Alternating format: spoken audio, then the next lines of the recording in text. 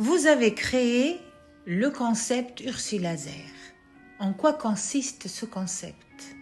Alors, le concept Ursulaser, il s'est créé via une prise en charge des personnes qui étaient atteintes d'un problème pour moi et pour les personnes disgracieuses, à savoir la pilosité pathologique, l'acné, les taches, les cicatrices.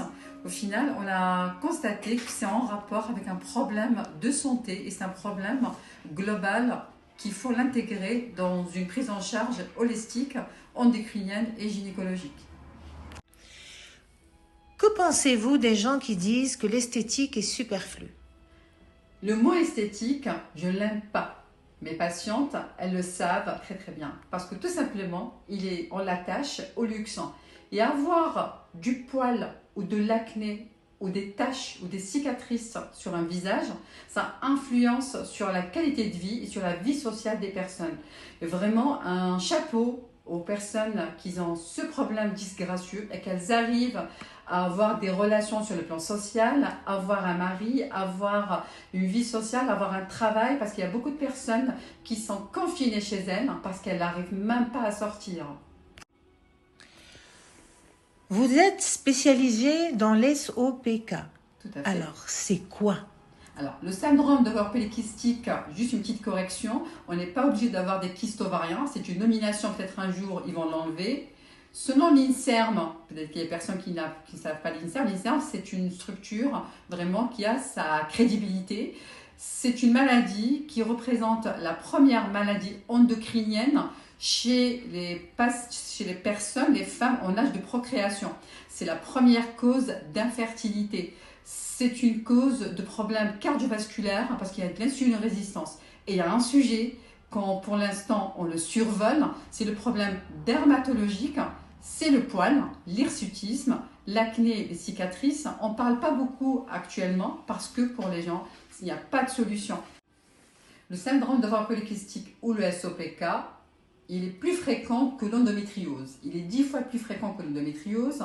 Il représente plus de 75% de la population générale, mais ils sont sous-diagnostiqués. Vous pouvez m'expliquer c'est quoi l'endométriose? L'endométriose, c'est des personnes symptomatiquement, elles ont des douleurs. Donc, en général, elles consultent parce qu'il y a une souffrance réelle au moment des règles. Le SOPK, la personne, elle n'a pas de douleur. Donc, elle a un cycle lent, elle a des retards de règles. Limite, j'ai des filles, elles sont contentes qu'elle n'a pas de règles, elle est propre, mais elles ont leur problème principal, c'est le problème cutané, dermatologique, avoir du poil sur le visage, avoir de l'acné, des cicatrices, et elles ne sont pas conscientes que ce problème, par la suite, il y a un risque d'infertilité. Et entre les deux, c'est un problème cardiovasculaire. Jusqu'à maintenant, pourquoi on ne parle pas du problème dermatologique? Parce qu'on n'a pas de solution. On sait que l'épilation laser, l'Alexandrite YAG, il y a un risque de poussée paradoxale. Récemment, peut-être quand même depuis 5 ans, pour ne pas dire récemment, pour moi c'est depuis hier, mais ça fait depuis 5 ans, on a une pratique dans le centre et on a prouvé, et avec un nombre très important de patientes, avec un retour très positif, d'une combinaison d'une technologie innovante qu'on a créée au cabinet avec la prise en charge bien entendu holistique de l'obésité et de l'hyperandrogénie. Au final, dans notre cabinet, on ne prend pas en charge le côté que esthétique, on l'intègre dans la pathologie et dans le corps global, avec un vrai bilan biologique, un vrai traitement. Et cette technologie, elle a changé la vie des patientes, ou des personnes pour ne pas dire des patientes. Vous dites que vous avez innové et que vous avez créé une méthode pour que ce poil, moi je le dis simplement, ne repousse plus. C'est ça. En quoi consiste cette méthode? Très bien. Alors, l'épilation électrique ou l'électrolyse, elle est connue depuis des années. La problématique, c'est que le fait qu'on a une pilosité très diffuse, c'est difficile d'enlever le poil par poil. C'est très chronophage, ça prend beaucoup de temps. Et si on n'intègre pas dans la prise en charge globale, faire maigrir la personne et traiter son problème endocrinien, eh ben, on n'a pas vraiment de résultat. Et la patiente, à un moment donné, elle craque, elle ne peut pas faire ses séances. Donc, il n'y a pas de suivi. Le côté innovant du cabinet, c'est qu'on a intégré un laser qui a un effet photoacoustique, c'est-à-dire il éclate le bulbe sans le chauffer. Il n'y a pas ce risque de poussée paradoxale. C'est un laser qui va décolorer le poil tombe en grande partie, il l'affaiblit et le fait de le combiner avec l'électrolyse, le but que la patiente après la séance, le jour J, elle parte sans poil. Et par la suite, elle va refaire ses séances et c'est là où on arrive à un bon résultat et à un suivi réel. Alors, qu'est-ce que vous rendez comme service à cette patiente? Alors, je suis très contente. Le fait d'arriver à faire sortir cette personne de chez elle et de son angoisse et de son complexe, si j'ai une personne qui n'a plus de poils sur le visage, définitivement, elle n'a plus d'acné, elle n'a plus de cicatrices, elle n'a plus de taches, elle arrive vraiment à avoir une silhouette, on va dire, qu'elle est satisfaite, pour ne pas dire il n'y a pas de normes, mais elle n'est plus en surpoids, elle n'a pas ce risque cardiovasculaire. Et le moment où elle veut avoir un enfant, elle ne sera pas vraiment angoissée par ce problème d'infertilité et elle se retrouve chez un gynécologue où il va vraiment lui demander de perdre du poids et elle va perdre beaucoup de temps. Je suis très contente pour mes patientes. Je rebondis encore sur le sujet de la réparation, par exemple. Nous, dans le cabinet, on traite beaucoup ce qu'on appelle des cicatrices post-opératoires.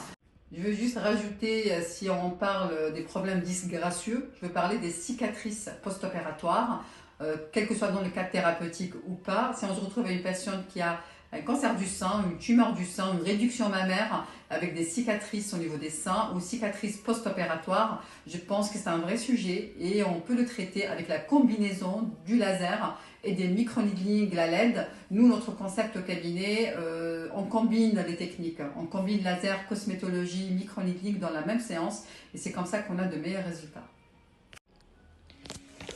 Comment expliquez-vous le manque d'information de la majorité par rapport à ces techniques?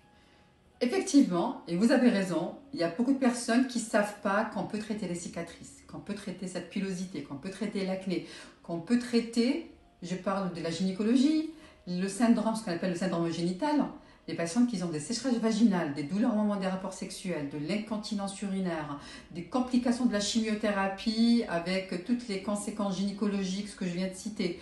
La patiente, elle est opérée, on la laisse dans la nature, il y a une vraie atteinte à l'intégrité du corps, mais on ne parle pas parce que tout simplement, on la note dans le luxe.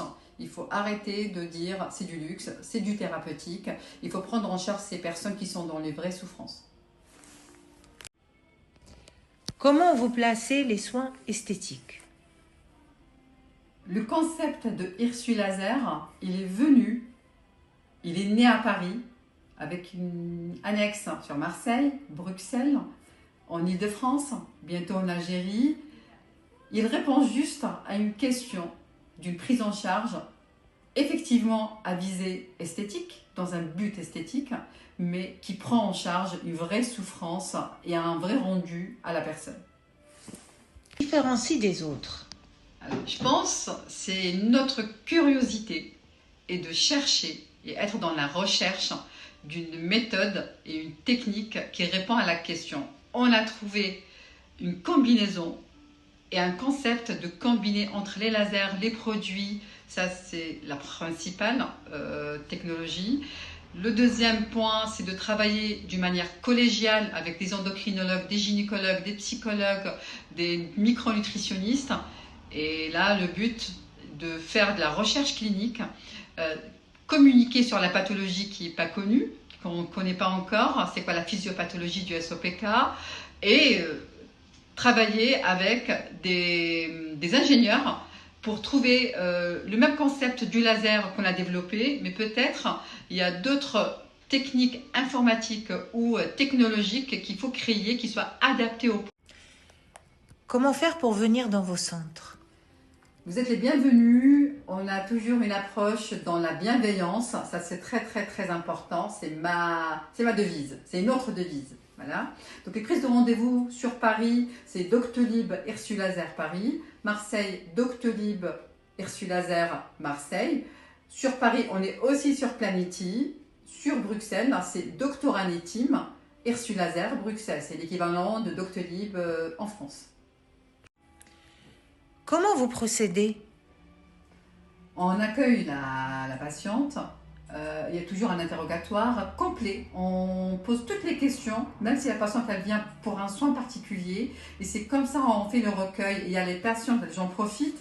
Les personnes, en général, si on parle de la gynécologie, de la sécheresse vaginale, il n'y a personne qui va parler de ce sujet, même si elle a consulté, mais on va banaliser son problème. Donc nous, on a un questionnaire, on reprend toutes les questions systématiquement. Et bonjour, on recueille beaucoup de problématiques qui étaient ignorées par la patiente ou pour elle, il n'y a pas de résultat ou il n'y a pas de solution.